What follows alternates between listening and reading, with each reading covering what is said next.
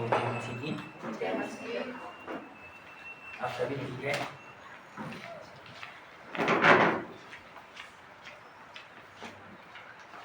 पिछले हफ्ते हम लोग यहाँ नहीं थे और कहीं और थे और लोगों ने बहुत अच्छा समय दिया और है ना प्रभु है ना हमारे द्वारा है ना बहुत कुछ काम कर रहा है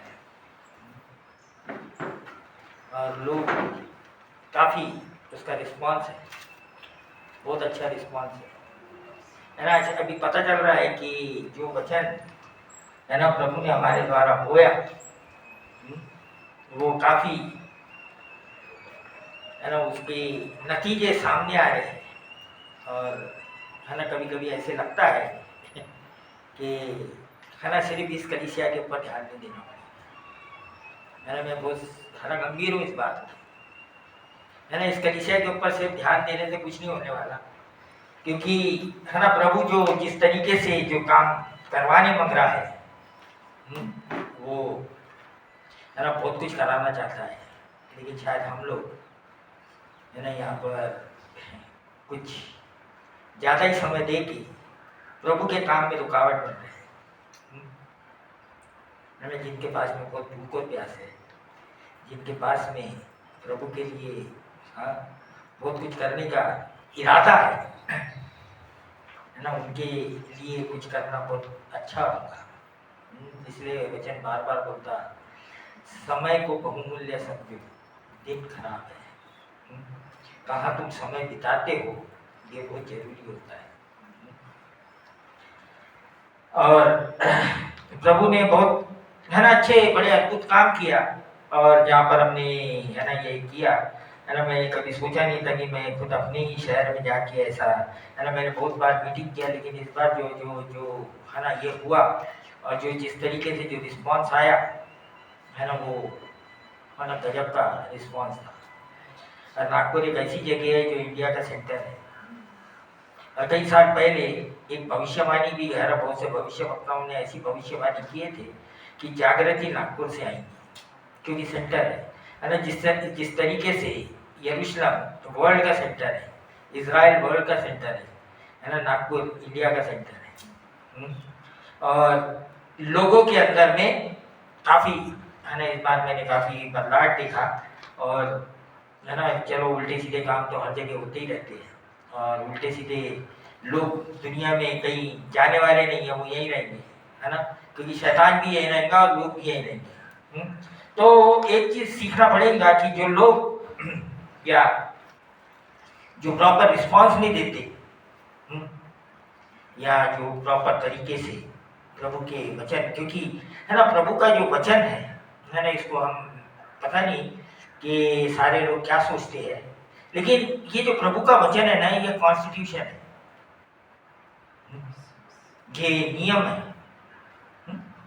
और इस नियम के बाहर में जाके कोई अगर कुछ करता है तो वो क्रिस्त विरोधी है। ये नियम के बाहर में जाके कोई कुछ भी करता है वो क्रिस्त विरोधी है। कभी कभी लोग सोचते हैं कि क्रिस्त विरोधी कौन है। क्रिस्त विरोधी वो लोग हैं जो परमेश्वर के विरोध में जाके या जो लिखा हुआ है या जो वचन में बताया गया है उसके अलावा भी कुछ और करते हैं या कुछ तो भी जो उनकी अभिलाषाएं हैं उसके मुताबिक वचन को बदलने मांगते हैं या है ना उसके मुताबिक कुछ अपनी इच्छा को जाहिर करने मांगते हैं। वचन बोलता है ऐसे लोगों से सावधान, ऐसे लोगों से सावधान, क्योंकि वचन क्या करता है, चेतावनियां देता है ना। जैसे ही पवित्र आत्मा उतरा और जैसे ही है ना प्रेरितों ने वचन को बोलना या शुरू किया है ना, निकालिए मेरे साथ में प्रेरितों का काम उसका 2 अध्याय उसका 29 से लेके तो पढ़ेंगे हम 41 तक।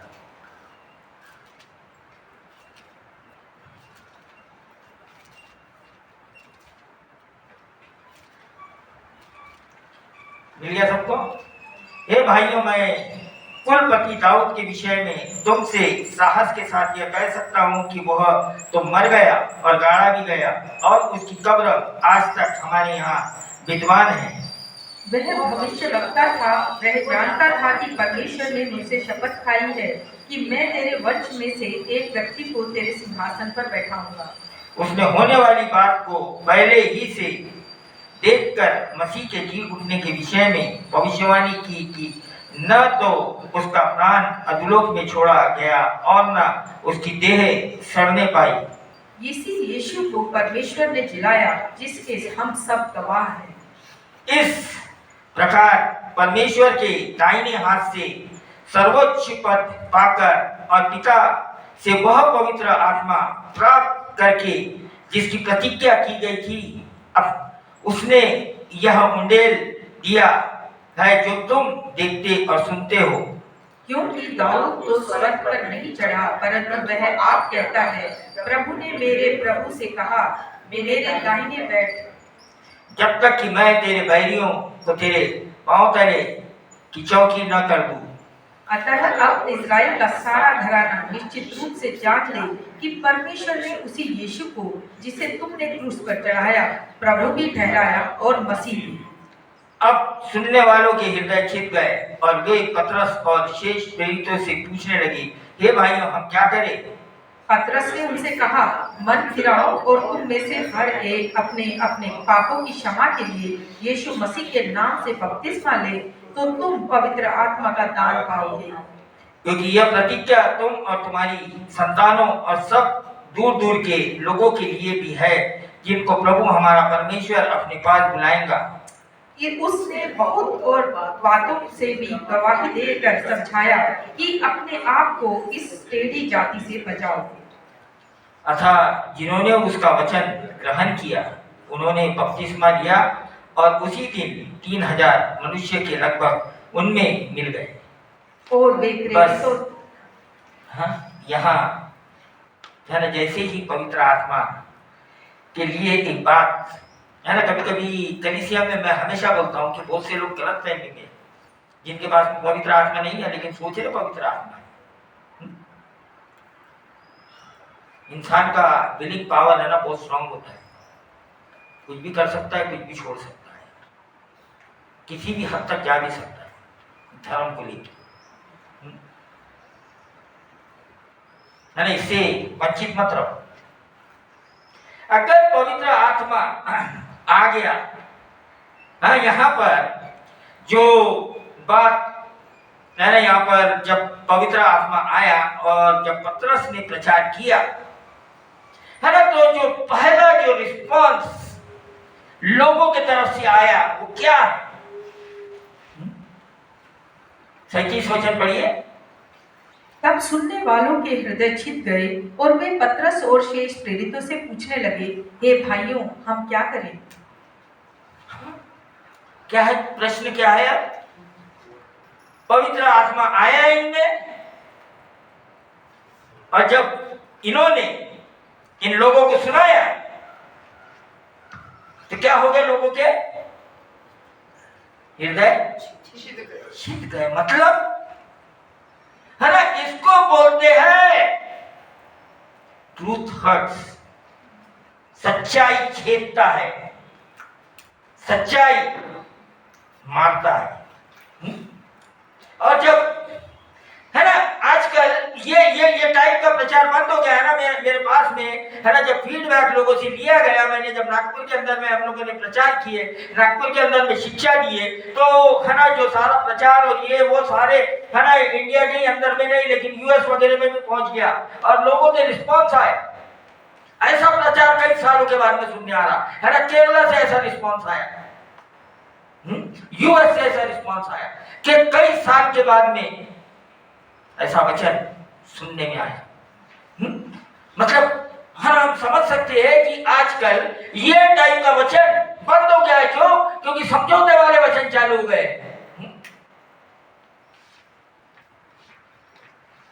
समझौते वाले वचन चालू हो गए। तुम किसी को टच मत करो, तुम किसी को छेड़ो मत। हाँ, कैसे? प्रभु ने यही काम हमको दिया हुआ है। यही काम हमको सौंपा हुआ है। यही काम के लिए एक दिन है ना 15 साल पहले प्रभु ने हमको लेके गया कि ये सारी चीजें है ना प्रभु हमको सिखाना चाहता था, प्रभु हमको बताना चाहता था।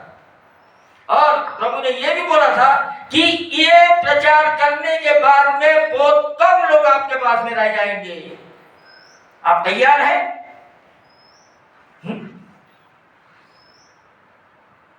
बहुत कम लोग रह जाएंगे, चले जाएंगे लोग, है ना। मैंने जब यही बात नागपुर में कही, है ना, वो बोलने लगी इतने साल से सेवकाई चल रही है, असली लोग ही बचे हुए, नकली लोग कहाँ है हमारे। तो है ना, यहाँ जब इन्होंने प्रचार किया, जब पवित्र आत्मा आया, क्या हो गया?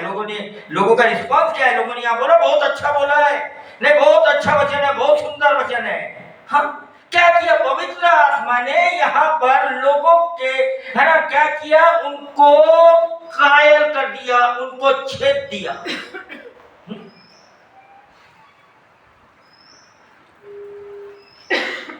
वचन और पवित्र आत्मा,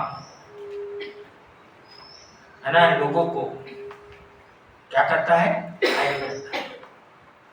घायल करता है। है ना। कभी कभी अगर आप अगर सोचते होंगे कि जो पवित्र आत्मा का जो वरदान है या जो पवित्र आत्मा का जो कैरेक्टर है वो कंपैशन है, नहीं नहीं नहीं नहीं नहीं, नहीं, ये गलत फहमी में है लोग। सुनो, बहुत ध्यान से सुनो, वो आपके ऊपर दया सहानुभूति नहीं दिखाता। सुनो मेरी बात ध्यान से, है ना, अगर गलत फहमी में है तो सुन लो। सहानुभूति नहीं दिखाता, वो घायल करता है। ये जो दया दिखाने का और जो जिसको बोलते कंपैशन, ये यीशु मसीह का कैरेक्टर है, ये पवित्र आत्मा का कैरेक्टर नहीं है। सुनो ध्यान से, ये यीशु मसीह का कैरेक्टर है ना। यीशु मसीह ने लोगों को देखा और भीड़ को देखा और क्या हो गया? वो बहुत परेशान थे, वो दुख में थे, वो लोग बहुत ये थे। उसने क्या किया? चंगा कर दिया, चंगा कर दिया, छोड़ दिया उनको। और कोई मतलब नहीं, उसका ध्यान सिर्फ चेलों के ऊपर था, इनके ऊपर नहीं था। यीशु मसीह का कैरेक्टर जो है वो दया कर देना, कंपैशन कर देना, लोग किसी तकलीफ में उनको उस टाइम में उनकी जरूरत को पूरी कर देना। लेकिन ये पवित्र आत्मा वैसा नहीं है। ये छेदेगा, ये तुमको डायरेक्ट तुम्हारे पाप बताएगा, फेस टू फेस, कि ये गलत है ना। यहाँ लोग, है ना, यहाँ पर पूरा इसको कहानी बताना पड़ रहा है पतरस को, इसको इतिहास खोलना पड़ रहा है। कई लोगों के दिमाग में है ना संत लोग बड़े संत रहते हैं। यहाँ पर बता रहा है कि दाऊद कोई परमेश्वर नहीं था, है ना, लेकिन दाऊद ने क्या किया? भविष्यवक्ता था, उसने भविष्यवाणी किया ना यीशु मसीह के बारे में कि तेरे कुल से ऐसा व्यक्ति आने वाला है। और यहाँ पर जो बोल रहा है कि हम किसकी गवाही देते हैं? हम यीशु मसीह की गवाही देते हैं। हम किसी दाऊद की गवाही नहीं देते या अपनी गवाही नहीं देते। हम किसकी गवाही देते हैं? हम यीशु मसीह की। पवित्र आत्मा आगे किसकी गवाही देने लगा था? हमको यीशु मसीह की गवाही देने लगा था, क्योंकि हमने पिछले टाइम में जो है ना यहाँ पर जो यूहन्ना के अंदर में है ना हमने पढ़ा, और उसका यूहन्ना 16 अध्याय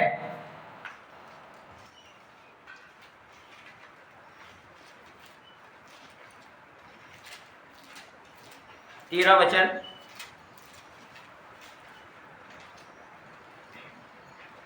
परंतु जब वह अर्थात सत्य का आत्मा आएगा तो तुम्हें सब सत्य का मार्ग बताएगा, क्योंकि वह अपनी ओर से न कहेगा, परंतु जो कुछ सुनेगा वही कहेगा और आने वाली बातें तुम्हें बताएगा। हाँ, क्या करेगा? सत्य का आत्मा आएगा तो सत्य का वचन बताएगा। वो कोई भी झूठ बात या समझौता नहीं करेगा। जो बात सच्चाई है उसको तुमको क्या करेगा? बताएगा, और अपनी ओर से नहीं बताएगा। कहां से बताएगा? यीशु मसीह की बात सुन के बताएगा। मतलब वो वचन के बाहर से बात नहीं करेगा। हाँ, आजकल क्योंकि बहुत कुछ ऐसा चल रहा है जो वचन के अंदर में नहीं है, और वो बातें, हाँ, कई देशों ने ऐसी ऐसी बातों को क्या किया है, लागू कर लिया है और उसको पास कर दिया है। हाँ? अभी लेकिन हम जिस समय में जी रहे हैं, है ना, आप अगर देख रहे हैं तो वचन के अंदर की सारी भविष्यवाणी पूरी हो रही है। अभी ये जो इजराइल का जो वॉर चल रहा है ना, ये जो इजराइल का और ये इसका, ये बहुत खतरनाक बात है। ये बहुत ही खतरनाक बात है और ये बता रहा है कि कुछ तो भी बाइबल का बहुत बड़ा काम पूरा होने वाला है। कभी कभी लोग सोचते हैं ना कि ये जो सतावट, मसीह लोगों की सतावट, मसीह लोगों के ऊपर सतावट, कौन से मसीह लोगों के ऊपर सतावट आएगी मालूम है? जो यीशु मसीह के आगमन के बाद में जो बच जाएंगे, जो यीशु मसीह को अभी मान नहीं रहे हैं, सब कुछ कर रहे, चर्च में भी आ रहे और सब कुछ कर रहे हैं, ये उनके लिए है। और जाके वो खतरनाक बातों को जरा बाइबल के अंदर में पढ़ो, वो बोलता है वो मसीह लोगों को पीस देगा, मतलब पाउडर बनाएगा। किसको? जो आज इन बातों को नहीं समझ रहे या नहीं सोच रहे या नहीं कर रहे इसके अनुसार, है ना। जो ये नरक के बारे में लोगों ने बोलना बंद कर दिया आजकल, है ना, लेकिन नरक के बारे में सबसे ज्यादा प्रचार यीशु मसीह ने किया। नरक के बारे में सबसे ज्यादा प्रचार अगर किसी ने किया है तो वो है यीशु मसीह। आज लोग इसको वो बोलते ना कि कोई, है ना, कोई चीज सच्चाई को देखने से अगर आंख बंद कर लेते ना तो इसका मतलब नहीं सच्चाई गायब हो गई है, वो वहीं पे। ये मतलब नहीं कि हम उसको पढ़ना बंद कर दिया, आजकल लोग नहीं पढ़ते, ये नहीं सुनने नहीं मांगते, हाँ, तो ये मतलब नहीं होगा है, वो है और वो होगा। उसके बारे में लोगों को होशियार करना बहुत जरूरी है। लोगों को अगर वो होशियार नहीं करेंगे, उनको सत्य नहीं बताएंगे तो क्या हो जाएगा? हाँ, वो गफलत में रह जाएंगे,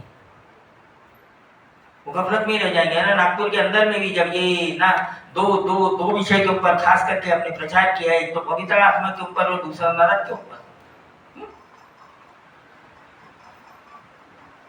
लोग सच में ऐसा वचन कई साल के बाद सुनने में, क्यों?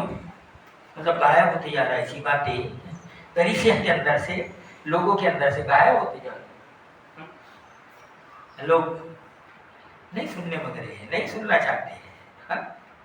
या कुछ भी करना चाहते हैं। तो यहाँ क्या हो गया कि पतरस ने, है ना, प्रचार किया और, है ना, जो 38 वचन है, 38 वचन, ये इसका 2 का, प्रेरितों के काम 2 का।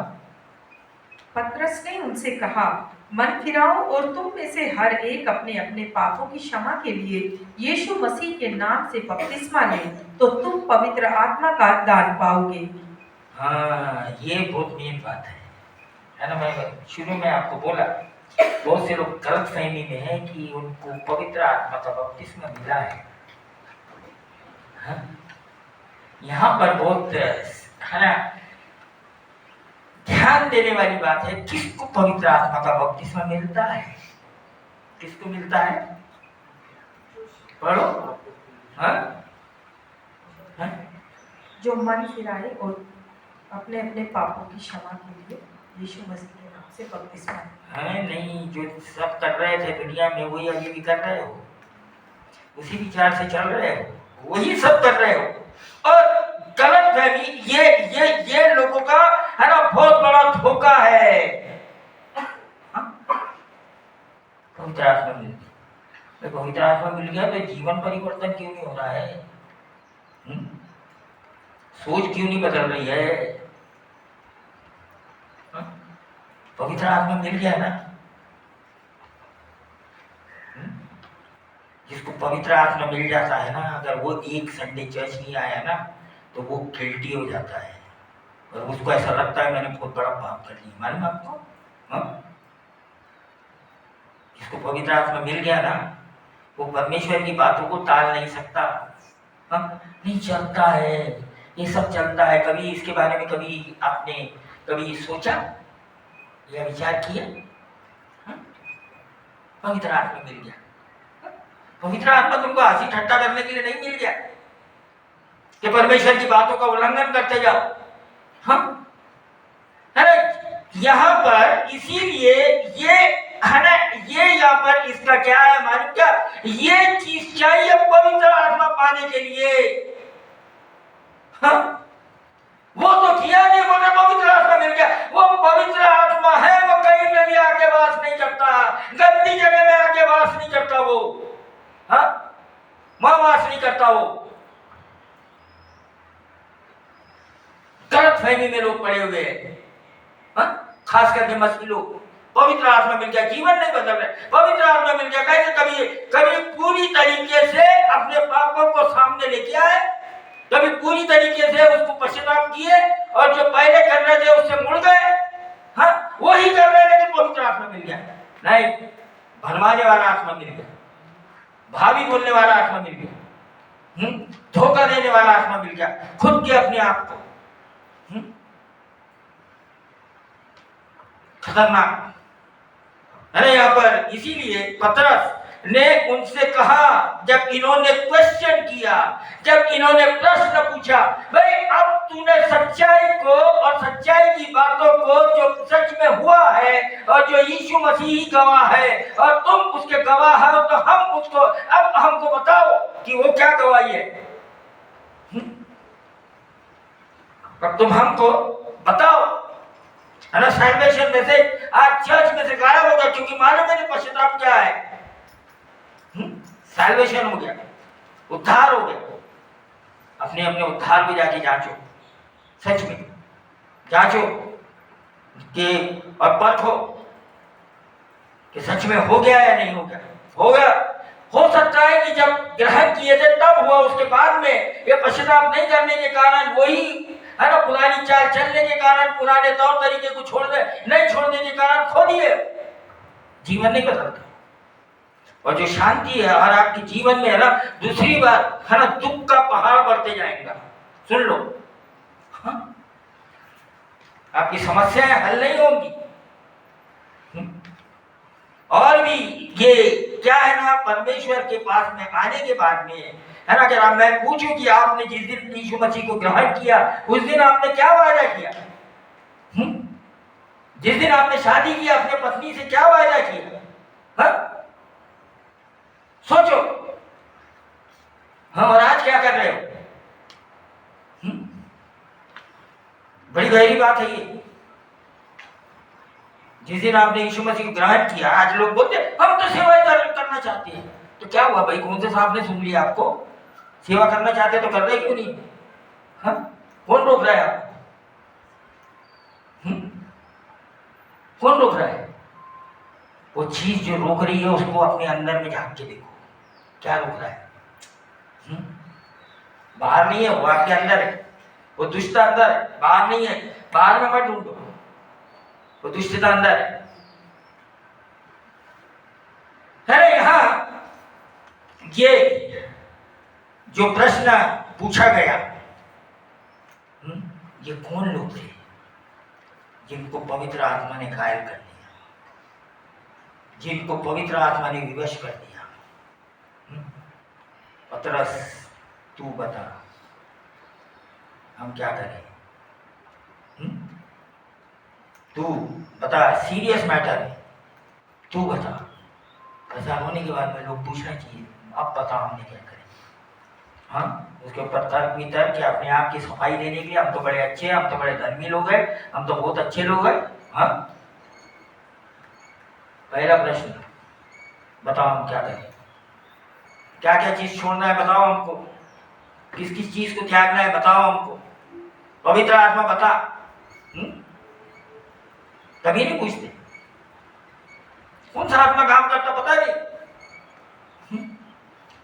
यहां पर ये लोग पतरस से पूछने लगे, पतरस ने कहा, मन फिराओ और तुम में से हर एक अपने पापों की क्षमा के लिए यीशु मसीह के नाम से बपतिस्मा लो। मतलब क्या बोल रहा है मालूम का, सबसे पहले जो भी तुम उल्टे सीधे काम कर रहे हो, जो भी प्रभु की इच्छा से नहीं कर रहे हो, उनको पहले छोड़ दो, उसमें से पलट जाओ और क्या करो, अपनी अपनी पापों की क्षमा मांगो।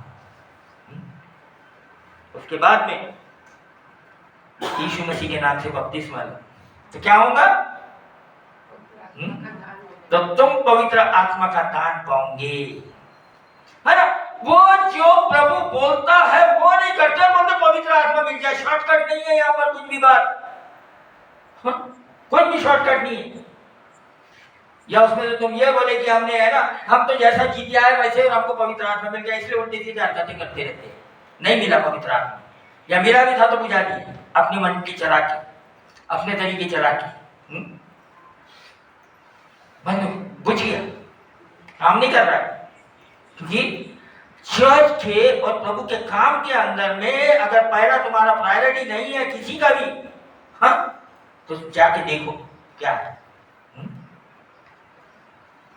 प्रभु का स्थान पहले स्थान में नहीं है, जाके पूछो अपने आप से, कौन सी गफलत में पड़े हुए हम, तो सोच रहे कि हम प्रभु का काम कर रहे हैं। यहाँ 16 के अंदर में 16 वचन, जब ये यीशु मसीह को ये बातें बोलने से पहले, है ना, उसने बहुत खतरनाक बात बोला वहां पर।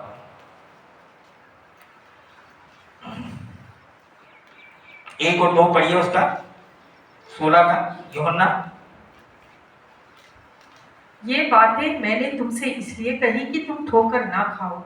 वे तुम्हें आराधनालयों में से निकाल देंगे, वरन वह समय आता है कि जो कोई तुम्हें मार डालेगा वह समझेगा कि मैं परमेश्वर की सेवा करता हूँ। हाँ? ये कौन लोग है? कौन लोग है ये? किसके बारे में बात कर रहा है? हाँ? ये आराधना के अंदर के लोगों की बात कर रहा है। वो लोग क्या करेंगे? हाँ? कि मैं परमेश्वर की सेवा कर रहा हूँ। नहीं, परमेश्वर की सेवा नहीं कर रहे, परमेश्वर के लोगों को मार रहे हो। हाँ? सच की बात कर रहा है वो, कलीसिया की बात कर रहा है वो, बाहर वालों की बात नहीं करता बाइबल, अंदर वालों की बात करता है। हाँ? बाहर वालों की बात नहीं करता है। इसीलिए बोल रहा है कि भाई जब पवित्र आत्मा आएगा, ये सारे लोग वो है जो कभी कायल ही नहीं हुए, जिनको पवित्र आत्मा ने कायल किया, लेकिन ये अपनी मन की कठोरता के कारण, है ना, अपने ही स्वयं के धर्म के कारण, अपने ही स्वयं की धार्मिकता के कारण, ये प्रभु के और प्रभु के आत्मा की बात ही नहीं सुनते। इनके कान मोटे हो गए हैं, नहीं सुनते इनको, क्योंकि अपना धर्म बड़ा हो गया, अपनी बात प्रभु से ज्यादा बड़ी हो गई है। हाँ, इनका जो कॉन्स्टिट्यूशन है वो अपना ही कॉन्स्टिट्यूशन है, वो प्रभु का नहीं है। खतरनाक बात। पर ऐसा करने से क्या हो रहा है? अपना ही नुकसान करते चले जा रहे हैं। क्योंकि जब पवित्र आत्मा और विश्वास करने वालों के गुण अगर हम जाके देखेंगे कि विश्वासी किसको बोलते हैं, आप आजकल प्रचार चल रहा है ना आजकल का, वो सारा पता चलेगा कि वो झूठा प्रचार है। यहाँ जब इब्रानियों को, है ना, ये लिखने वाला, है ना, 11वें अध्याय में लिखता है और यहाँ विश्वासियों के चिन्ह बताता है वो, कि विश्वासियों की क्या बातें विश्वासियों के अंदर रहेंगी, है ना। मेरे साथ में जरा निकालिए, है ना, क्योंकि लोगों को ये पता रहना बहुत जरूरी है, क्योंकि आजकल गफलत में जी रहे हैं लोग।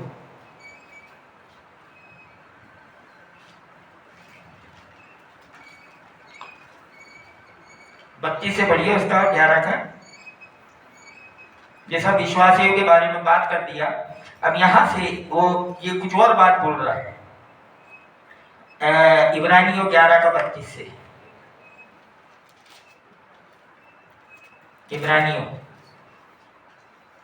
अब और मैं क्या कहूँ, क्योंकि समय नहीं रहा कि गिदोन का और बाराक और शिमशोन का और यिप्तह का और दाऊद और शमूएल का और भविष्यवक्ताओं का वर्णन करूँ। उन्होंने विश्वास ही के द्वारा राज्य जीते, धर्म के काम किए, प्रतिज्ञाएं की हुई वस्तुएं प्राप्त की, सिंहों के मुंह बंद किए, आग की ज्वाला को ठंडा किया, तलवार की धार से बच निकले, निर्बलता में बलवंत हुए, लड़ाई में वीर निकले, विदेशियों की फौजों को मार भगाया, स्त्रियों से ने अपने मरे हुओं को फिर से जीवित पाया, कितने तो मार खाते खाते मर गए और छुटकारा ना चाहा, इसलिए कि उत्तम पुनरुत्थान के भागी हूँ। कई एक ठट्ठों में उड़ाए जाने और कोड़े खाने, वरन बांधे जाने और कैद में पकड़े जाने द्वारा परखे गए, पथराव किए गए और वे और आरे से चीरे गए, उनकी परीक्षाएं की गई, तलवार से मारे गए, वे कंगाली में और कलेश में और दुख भोगते हुए भेड़ों और बकरियों की खालें ओढ़े हुए इधर उधर मारे मारे फिरे और जंगलों और पहाड़ों और गुफाओं में और पृथ्वी की दरारों में भटकते फिरे, संसार उनके योग्य न था। विश्वास ही के द्वारा इन सब के विषय में अच्छी गवाही दी गई, तो भी उन्हें प्रतिज्ञा की हुई वस्तु ना मिली, क्योंकि परमेश्वर ने हमारे लिए पहले से एक उत्तम बात ठहराई कि वे हमारे बिना सिद्धता को ना पहुंचे। हाँ, ये विश्वास की बात है, और ये विश्वासी के लोगों के अंदर में ये बात पाई जाती है। आजकल कौन सी मसीहत चल रही है नहीं मालूम है। आजकल तो एक छोटा सा कोई त्याग नहीं देने मांगता है, थोड़ा सा कुछ नहीं करने मांगता है, मसीह की बात करते हैं, है ना। आज सच में, है ना, अगर इनको बताए, ये यहाँ पर जो 38 वचन में, संसार उनके योग्य न था। हाँ? आज पूरी तरीके से कलीसिया के अंदर में संसार और संसार के तरीके भर गए हैं, संसार की बातें घुस गई है। हाँ? इसीलिए परमेश्वर की बातें सेकेंडरी हो गई है, प्रायोरिटी नहीं है। हाँ? सिखाने वाले गलत हो गए, क्योंकि जो प्रभु की बातें हैं उसको सामने नहीं रखते हैं, अपनी बातों को रखते हैं। ऐसे माहौल के अंदर में हम आज जी रहे हैं, और बोलते हैं पवित्र आत्मा हमारे अंदर में काम करता है। यहाँ पौलुस अपनी पूरी सेवकाई करने के बाद में, है ना, दूसरा कुरिन्थियों उसका 12वां अध्याय, जब ये करता है, बात बोलता है, दूसरा कुरिन्थियों 12 अध्याय उसका 1 से 10 तक पढ़िए। यद्यपि घमंड करना मेरे लिए ठीक नहीं, तो भी करना पड़ता है, इसलिए मैं प्रभु के दिए हुए दर्शनों और प्रकाशनों की चर्चा करूंगा। मैं मसीह में एक मनुष्य को जानता हूँ, 14 वर्ष हुए कि न जाने देह सहित, न जाने देह रहित, परमेश्वर जानता है। ऐसा मनुष्य तीसरे स्वर्ग तक उठा लिया गया। मैं ऐसे मनुष्य को जानता हूँ, न जाने देह सहित, न जाने देह रहित, परमेश्वर ही जानता है, कि स्वर्ग लोक पर उठा लिया गया, और ऐसी बातें सुनी जो कहने की नहीं, और जिनका मुंह पर लाना पर मनुष्यों को उचित नहीं। ऐसे मनुष्य पर तो मैं घमंड करूंगा, परंतु अपनी निर्बलताओं को छोड़ अपने विषय में घमंड न करूंगा, क्योंकि यदि मैं घमंड करना चाहूं भी तो मूर्ख न होऊंगा, क्योंकि सच बोलूंगा तो भी रुक जाता हूँ। ऐसा ना हो कि जैसा कोई मुझे देखता है या मुझसे सुनता है, मुझे उससे बढ़कर समझे, इसलिए कि मैं प्रकाशनों को बहुतायत से फूल न जाऊं। मेरे शरीर में एक कांटा चुभाया गया, अर्थात शैतान का एक दूत, कि उसने मुझे घूंसे मारे ताकि मैं फूल न जाऊं। इसके विषय में मैंने प्रभु से 3 बार विनती की कि मुझसे यह दूर हो जाए, पर उसने मुझसे कहा, मेरा अनुग्रह तेरे लिए बहुत है, क्योंकि मेरी सामर्थ्य निर्बलता में सिद्ध होती है। इसलिए मैं बड़े आनंद से अपनी निर्बलताओं पर घमंड करूंगा, कि मसीह की सामर्थ्य मुझ पर छाया करता रहे। इस कारण मैं मसीह के लिए निर्बलताओं में और निंदाओं में और दरिद्रता में और उपद्रवों में और संकटों में प्रसन्न हूँ, क्योंकि जब मैं निर्बल होता हूँ तभी बलवंत होता हूँ। आजकल सब बलवान होने बनती है। कहाँ से बन? हाँ, प्रभु की सामर्थ्य को कहाँ से देख पाओगे? हाँ? अपने आप को कुछ और ही सोच लेते जो होते नहीं है ना। ये इतना बड़ा प्रेरित जिसके पास में सब कुछ था, ये बोलता कि मैं है ना किसी भी बात पे घमंड नहीं करूंगा। क्यों? हाँ? जो एक बार प्रभु से मिल जाता है ना, उसके अंदर में ये बात आती है, उसकी घमंड और उसके अपने काम बंद हो जाते हैं। ये खास करके ये 8 वचन के अंदर में ये जो बोलता है, इसके विषय में मैंने प्रभु से 3 बार विनती की कि मुझसे ये दूर हो जाए। यहाँ समझना चाहिए, पवित्र आत्मा परमेश्वर जिसके ऊपर कुछ करना चाहता है उसके ऊपर करता है ना। कभी कभी अपने इतने बड़े दास को बोलता है कि तेरी ताकत यही है, ये जो जिसको सोचना है ना कि तेरी निर्बलता है वो तेरी ताकत है, वो तेरी ताकत है। लेकिन अगर खुद ही कुछ करता तो क्या होता? ये व्यक्ति फेल हो जाता। जो संसार की रीति पे चलते हैं वो इस रीति से है ना अपने ऊपर, अपनी ताकत के ऊपर और अपने काम के ऊपर भरोसा रख के चलते हैं। लेकिन जो प्रभु पे भरोसा रखते हैं वो प्रभु के काम और प्रभु के चीजों पे पूरी तरीके से निर्भर रहते हैं, है ना। ये इसीलिए ये जो दौर चल रहा है, और अगर आप प्रभु के साथ में जीवन बिताते हैं या पवित्र आत्मा के साथ में जीवन बिताते हैं और ऐसी दशा देखते हैं ना, तो पता चलता है ना कि लोग ये जो पवित्र आत्मा का नाटक कर रहे हैं, ये पवित्र आत्मा है ना, ये खेल नहीं है कोई, हाँ, कोई ये ड्रामा नहीं है, हाँ? जिस तरीके से इसको लिया जा रहा है, लेकिन अपने खुद के अपने व्यक्तिगत सिद्धांतों को, अपने खुद के व्यक्तिगत विचारों को पवित्र आत्मा कायम नहीं कर रहा, हाँ? या उनके अंदर में कोई है ना ऐसा इच्छा नहीं उत्पन्न हो रही है। पता है मुझको कि टाइम लगता है लोगों को बाहर आने के लिए, भाई लेकिन इच्छा तो दर्शाओ कि हम निकलना चाहते हैं, हाँ? इच्छा दर्शाएंगे नहीं और किसी से है ना मदद मांगोगे नहीं, कौन मदद करेगा? है ना, घमंड में जीने का ये आदत बंद कर दो, मांगो मदद। कि हमसे नहीं जम रहा है, बताओ हमको हम क्या करें?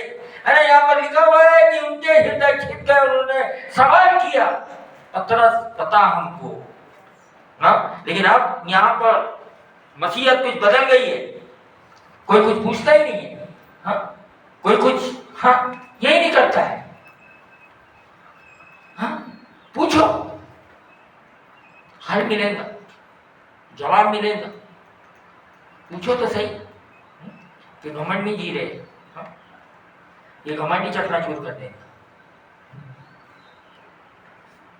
मसीह लोगों के लिए ये जो घमंड है ये बहुत खतरनाक है, ये सीधा बताता नरक में जाने का रास्ता।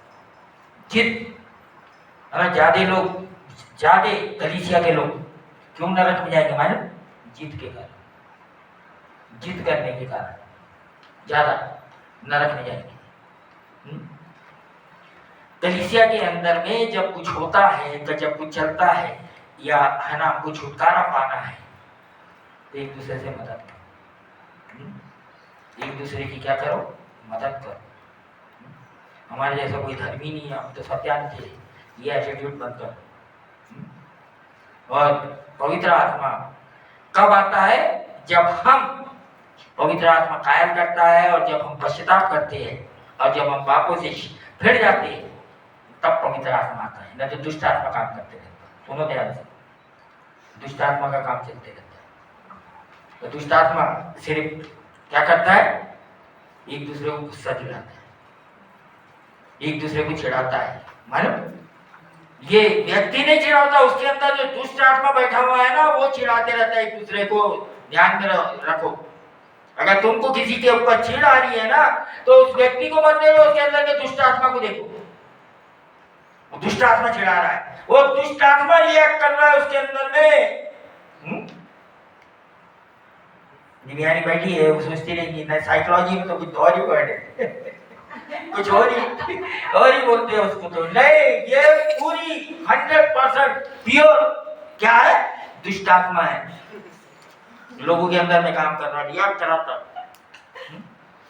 और पवित्र आत्मा आता है तो क्या करता है? मेल मिलाप करा देता है। हाँ, एक दूसरे की बात को सुनने की शक्ति दे देता है। एक दूसरे की बातों को सुधारने के लिए क्या करता है, हमको उत्साहित करता है ना। ये पवित्र आत्मा का काम है, ये पवित्र आत्मा का है ना। और अगर इसके भी, इसीलिए जो चीज परमेश्वर के वचन में है और उसके अलावा कुछ हो रहा है, वो जो परमेश्वर के वचन की बात नहीं है, तो वो दुष्टता की बात है। परमेश्वर चाहता है कि सब, और जब परमेश्वर के इसमें हम ये होते, और परमेश्वर जो सामर्थ्य देता है ना, तो ये किस तरीके के काम होते हैं या किस तरीके से हमारा बिहेवियर होता है ना। ये भजन संहिता 105 निकालिए, 1 से 4 पढ़िए, कहां से सामर्थ्य ऐसी आती है। 105 1 से 5 तक। यहोवा का धन्यवाद करो, उससे प्रार्थना करो, देश देश के लोगों में उसके कामों का प्रचार करो, उसके लिए गीत गाओ, उसके लिए भजन गाओ, उसके सब आश्चर्य कर्मों पर ध्यान करो, उसके पवित्र नाम की बड़ाई करो। यहोवा के खोजियों का हृदय आनंदित हो, यहोवा और उसके सामर्थ्य को खोजो, उसके दर्शन के को लगातार खोजी बने रहो। उसके लिए उसके उसके किए हुए आश्चर्य कर्म स्मरण करो, उसके चमत्कार और निर्णय स्मरण करो। हाँ, ये काम पवित्र आत्मा करवाता है ना। आजकल अगर हम कलीसियाओं में देखते हैं तो ये काम है ना, नहीं हो रहा है, कुछ और ही काम हो रहा है ना। सबको अपने अपने है ना, कुछ और में बिजी। कलीसिया का जो मेन काम है वो नहीं हो रहा है, कुछ और ही काम हो रहा है। कैसे बोलेंगे, वो कलीसिया है घर की, वो नहीं हो रहा है। यहाँ पर जो है, परमेश्वर का धन्यवाद करो और उससे प्रार्थना करो। आजकल प्रार्थना नहीं करते लोग। धन्यवाद करेंगे, अगर आपके अंदर में ग्रैटिट्यूड है तो प्रार्थना करोगे ना। आपके अंदर में धन्यवाद ही नहीं है, ग्रैटिट्यूड ही नहीं है, प्रार्थना कहां से करोगे? हाँ, कहां से करोगे? देश देश के लोगों में उसके कामों का प्रचार करो, गीत गाओ, उसके लिए भजन गाओ, उसके सब आश्चर्य कर्म पर ध्यान करो, उसके पवित्र नाम के बड़ाई करो, है ना। अगर आपको परमेश्वर की सामर्थ चाहिए तो आपको ये करना पड़ेगा, नहीं तो आपका पुराना मनुष्य आप पे हावी होके आपको नाश कर रहा है। सुनो ध्यान से, अगर हम परमेश्वर का काम नहीं करते तो हमारा ही खुद का जो पुराना मनुष्य तत्व है, जो मनुष्य है, ओल्ड मैन बोलते जिसको, ओल्ड नेचर, वो हमको खत्म कर देगा। इसीलिए इससे छुटकारा पाने के लिए ये बातें करना बहुत जरूरी है। और ये नहीं करते तो पुराना स्वभाव, पुराना नेचर, पुराने आदतें सारे वापस आने लग जाते हैं। वापस वही गुण, पुराने वाले गुण है ना, मैनिफेस्ट होने लग जाते हैं।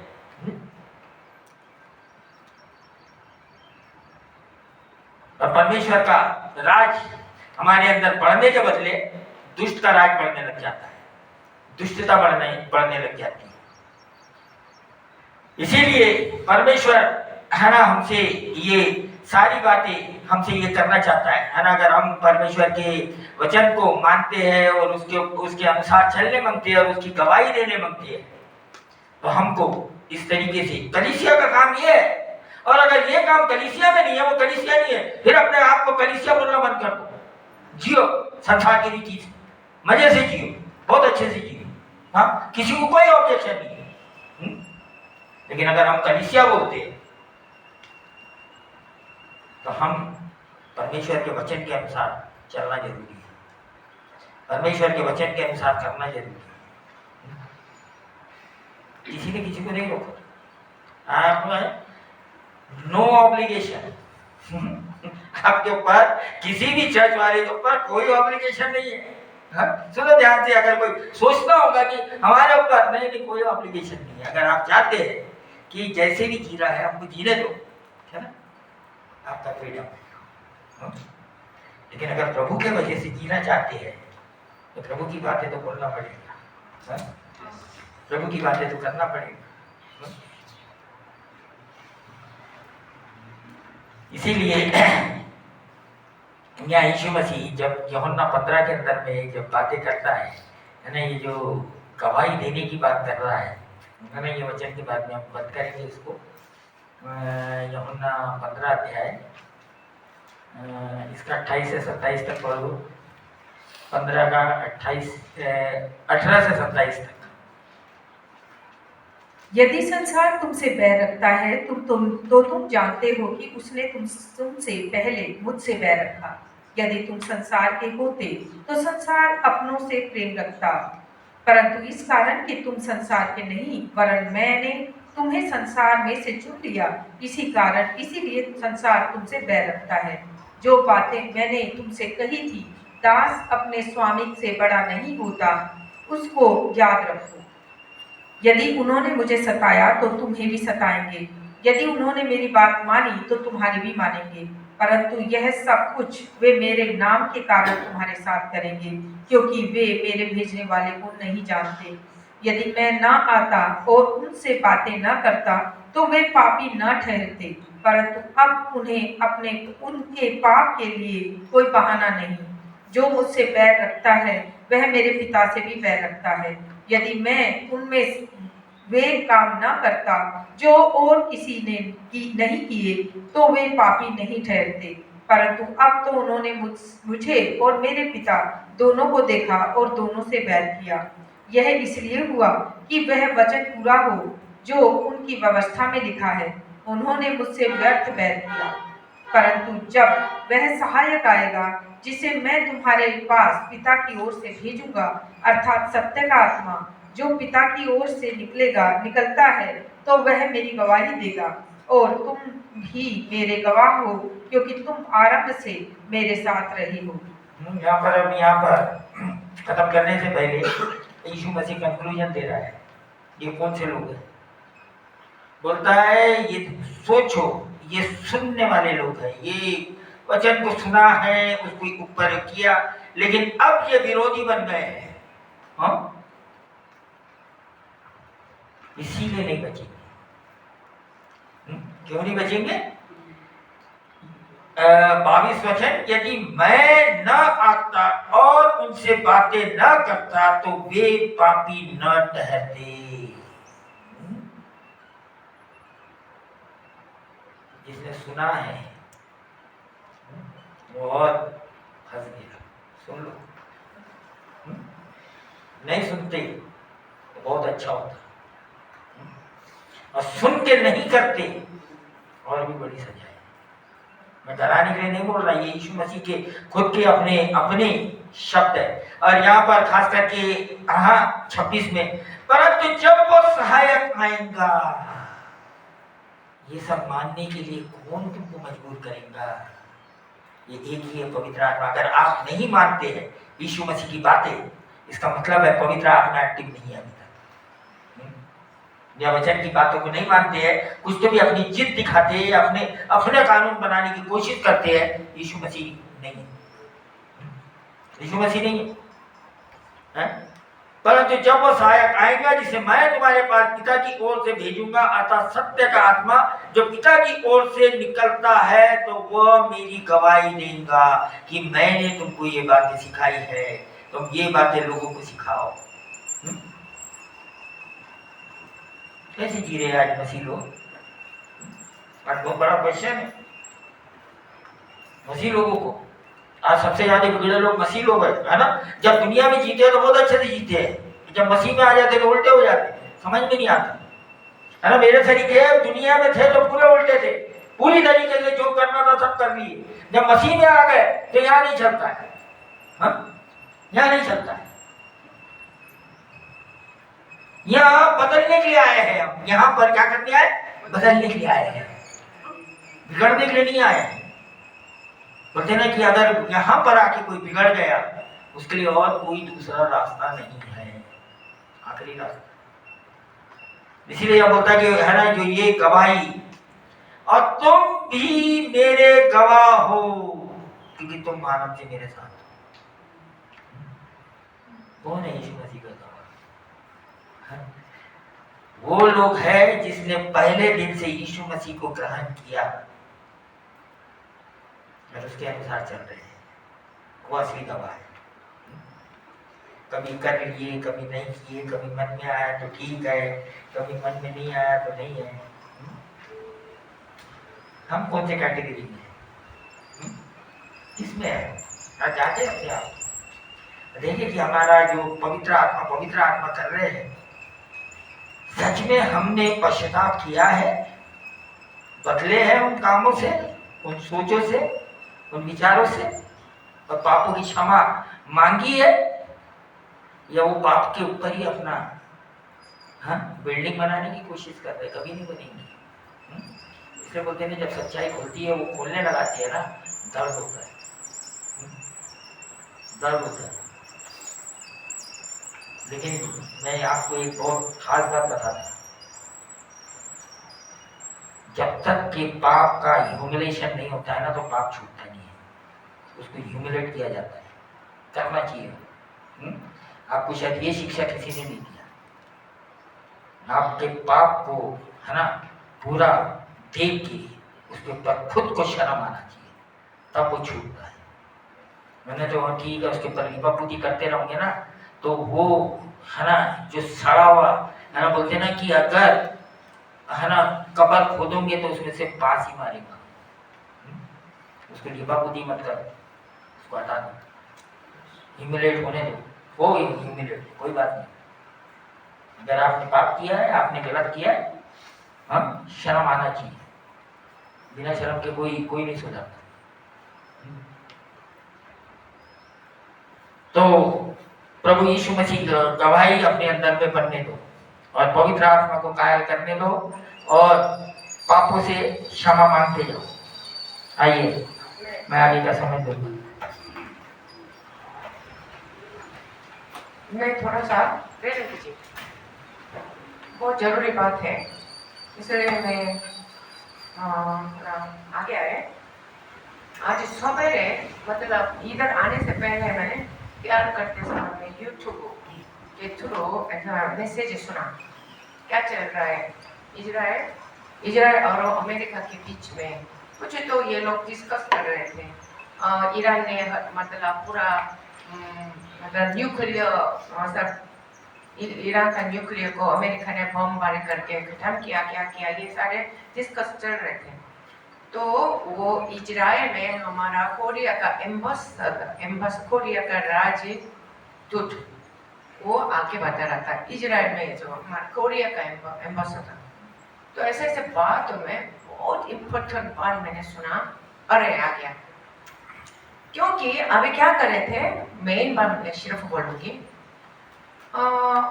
मतलब ट्रम्प को अभी क्या करेंगे आगे, अमेरिका ट्रम्प को क्या करेंगे ऐसा पूछा, बोलने लगा, ये एम्बेसडर बोलने लगा, ये अभी क्या करने वाला है, मिडिल ईस्ट जितना Israel, Iran, Iraq, Saudi Arabia, जितना योर्दन, वो मिडिल ईस्ट में बहुत सारे देश है, वो पीस लेके आना मांग रहे, पीस शांति लेके आना मांग रहे। अच्छा, तो कैसे, तो अभी आगे कदम क्या होगा, अभी तो वो रुक गया ना, ईरान और इजराइल के बीच में बंद हो गया। तो अभी आगे ट्रम्प यूएस क्या करेगा पूछा, वो बोलने लगा, वो अभी दूसरा कदम में मिडिल ईस्ट में शांति के लिए वो एग्रीमेंट लेके आने वाला, वो नाम है अब्राहम का एग्रीमेंट। पहले से होता होंगे, मैं तो पहले बार सुना अब्राहम का एग्रीमेंट। अच्छा, अब्राहम का एग्रीमेंट क्या है, तो जो जितना मिडिल ईस्ट के देश लोग वो एग्री करते थे, हम लड़ेंगे नहीं, हम शांति में जिएंगे, है ना, वो दोबारा ये ट्रम्प उसको मजबूत बनाने के लिए वही काम करेगा। लेकिन वो अब्राहम एग्रीमेंट में अभी तक ईरान नहीं था, लेकिन अब ईरान को भी लेके आना मांग रहे हैं।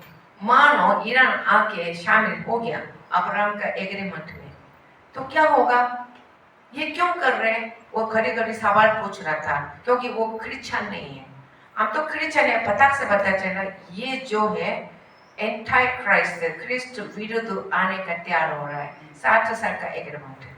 अभी वो मिडिल ईस्ट में होने वाला, हमेशा हमको पढ़ाने वाला प्रोफेसर कहते थे, अखबार में टीवी में ऐसा न्यूज़ सुना जाएगा 60 साल का कुछ मिडिल ईस्ट में ईरान इजराइल के साथ पीस एग्रीमेंट होगा।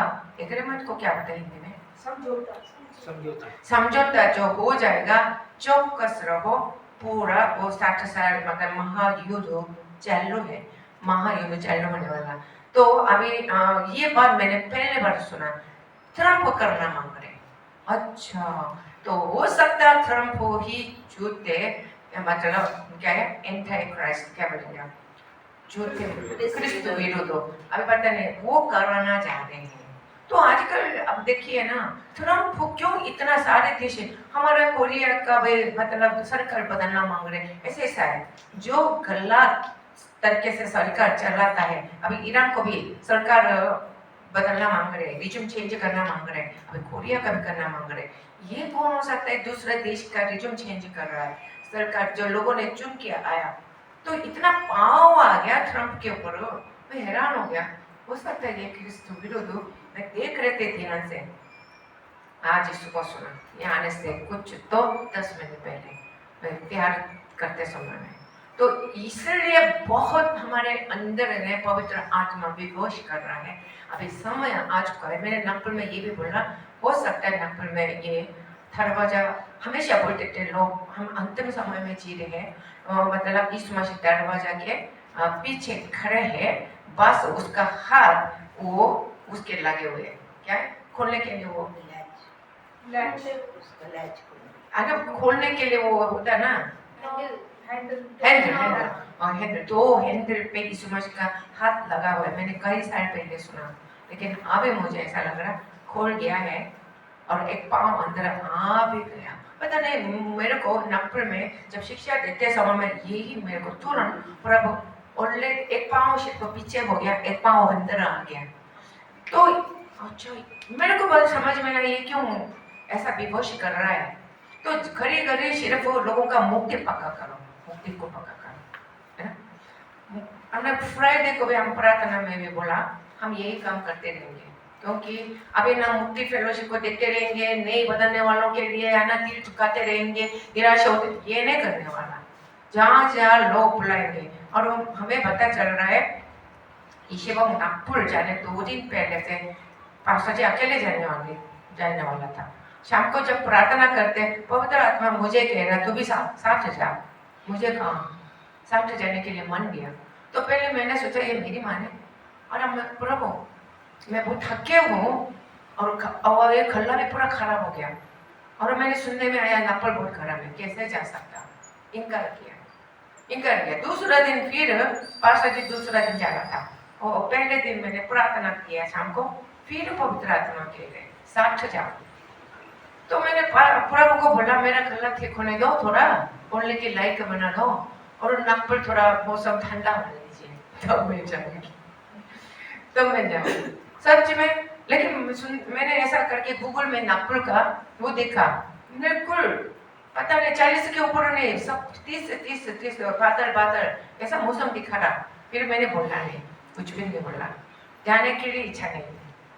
फिर लेकिन प्रभु ने जाते वक्त पास्टर जी को एयरपोर्ट छोड़ते समय में ऐसा दिल्ला दाला पहले बार देखा, एकदम बुखार चल रहा था, दिल्ला दाला जाते देखा तो प्रभु मेरे अंदर तू जाना, इसलिए जाने के लिए। फिर सुबह जैसा अनिता जो नागपुर अनिता मेरे जो सिस्टर है ननद ने भेजा है, वो नागपुर का वो बाइबल सेमिनार और रिवाइवल मीटिंग ऐसा लिखा हुआ है, रिवाइवल मीटिंग।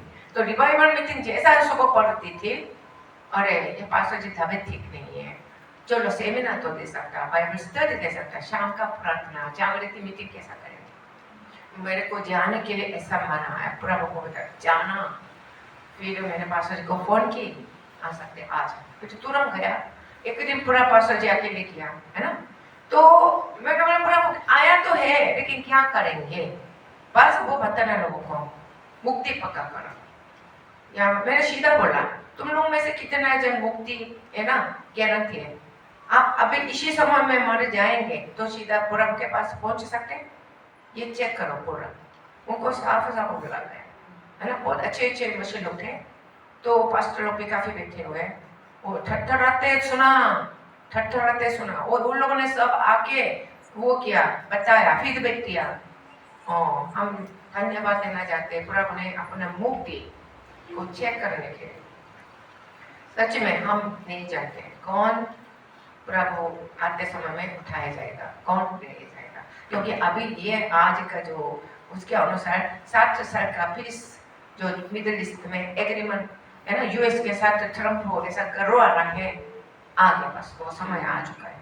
तो आज क्या मैं हो गया करके आप लोगों को न्यूज़ सुनेगा, तो पहले 7 साल में से पहले 3.5 साल के अंदर में हम उठा के जाएंगे, याद रखिए, है ना। शायद मानो आप लोगों में से रह गया, यहाँ पे कुछ लोग उठा गया, खाया हो गया हम लोग, तो रहने वाला समझो तुम लोग रह गया, घबरा नहीं होना, बस पीछा 3.5 साल के अंदर में आप सब मर जाएंगे। अपने अपने उद्धार के लिए जान देना पड़ता है, जान देना।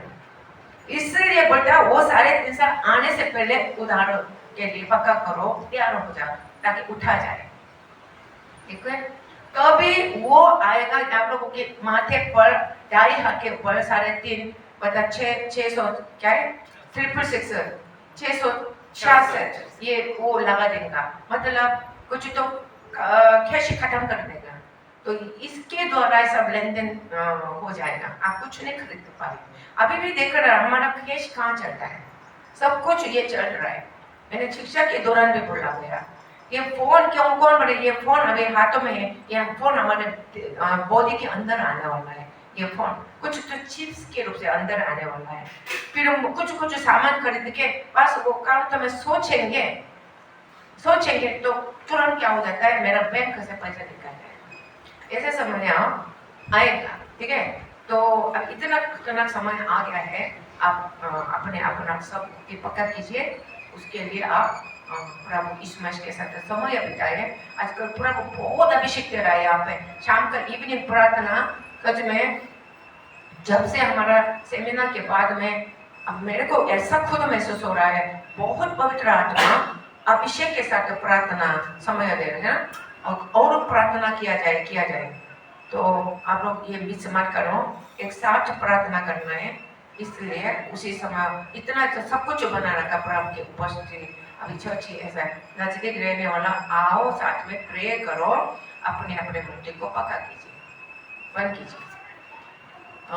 स्तुति बहन आ जाइए, अंतिम जो है गीत गा के भेद भी दे देंगे प्रभु।